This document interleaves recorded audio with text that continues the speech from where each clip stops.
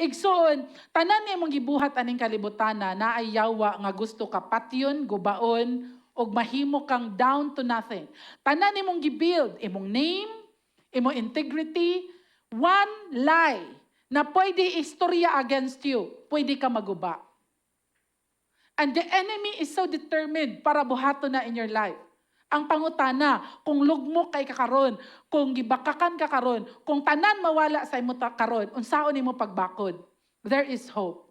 Because the Holy Spirit is an expert to that. He is an expert into whatever the devil iyang buhaton para gubaon ka.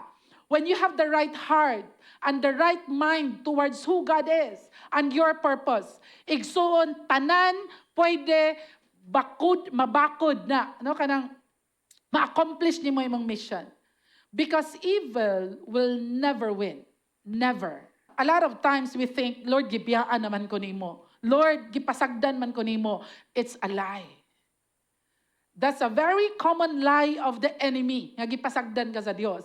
Because the story of Job testify that even ang destruction ni Job, even ang death sa iyang mga anak, kinahanglan pa na approval sa Ginoo. Nothing, like really nothing, nga mahitabo sa imong life by chance. Because you're a child of God. You're very precious to God. Kung masabtan nimo ang gahom that is in you, the power of the Holy Spirit in you, to transform you, to make you able to accomplish your purpose, if masabtan na nimo igsuon, you will be able to say like Job, God, you are God. You give and you take away. You have a mission. You have a purpose. And by the power of the Holy Spirit, He will see you through. Igsuon, dili mo sugot ang Dios nga dili nimo ma-accomplish ang imong purpose. Kung tangtangan man kaniya tanan, kung mo go back man ka to zero, kung grabe man kasakit ang imong agian, that doesn't mean dili na nimo ma-accomplish imong purpose. Because the truth is, nakita ni Lord, unsay kaya nimo buhaton. And everything nga iyang i-allow is for you to see unsa ang iyang power at work in your life.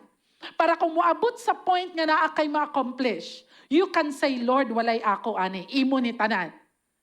The moment nga naapay mabilin, na na-accomplish ko ni because maayo ko, because grabe ko mo diskarte, because ako ingani ko pagpadako, ingani ko kagahi, ingani ko kakuan, ako.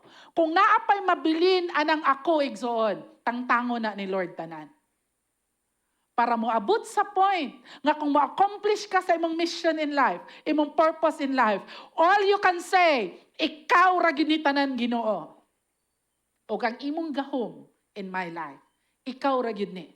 Kay kung wala ang imong power, kung wala ka adto nga moment, basin naghikog nako, basin namatay nako, basin wala nako, ikaw ra gyud ni Ginoo.